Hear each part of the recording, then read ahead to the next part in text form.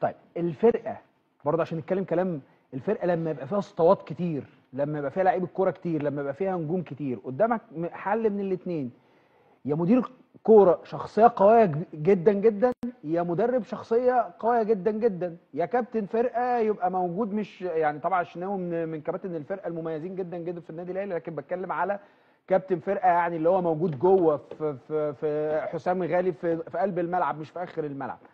فعايز اسالك برضه على الجزئيه دي يا كابتن وليد. بص يا ابراهيم، يمكن كابتن بركات عاش في اوضه اللبس كتير جدا. في حاجه انا احساس شخصي يعني، والفتره اللي انا قعدتها في اوضه اللبس اني دايما كان بيبقى في عدد 5 6 لعيبه قدام او كبار ما بيمشوش. بيعملوا ايه يا كوتا؟ شرابات.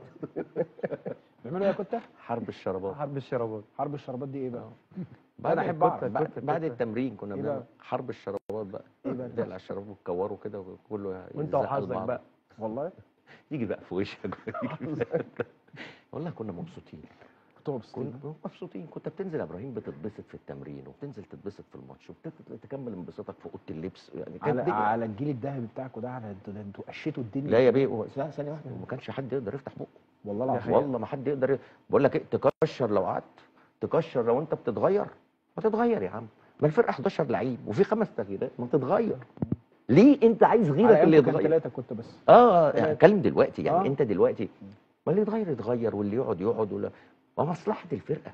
ما في الاخر مصلحه هرجع الفرقه. اقول لك جزئيه، انت بتقول كان حد يقدر يفتح بقه عشان كده بقول لك لازم المدرب يبقى شخصيه قويه اللي جاي.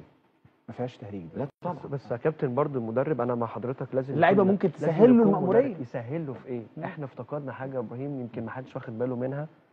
احنا كان طول الوقت لما بيبقى فيه 5 6 كبار ما بستغناش عنهم مره واحده، او بستنى كل سنه امشي واحد امشي واحد. كان دايما 5 6 بيطلعوا 5 6 يسلموا. أيوة. النهارده الكبار المحسوبين على النادي اللي هم شناوي بس.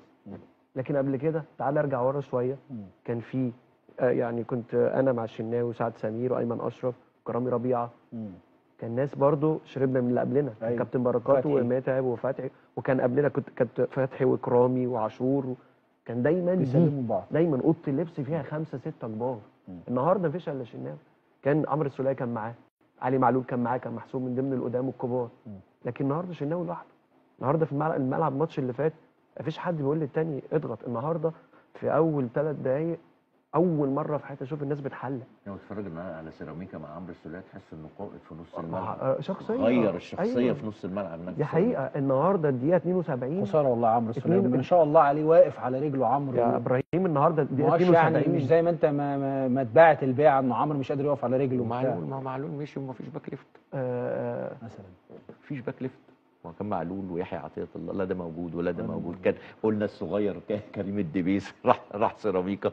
تمام. فجاه المكان كان فيه ناس كتير، ما بقاش في حاجه. برضه بالنسبه لي برضه علي معلول ده هيفضل لغز كبير. ما انت خلاص عينك شافت علي معلول، مش هتقبل حد ولا زي علي احسن من علي في الحته دي.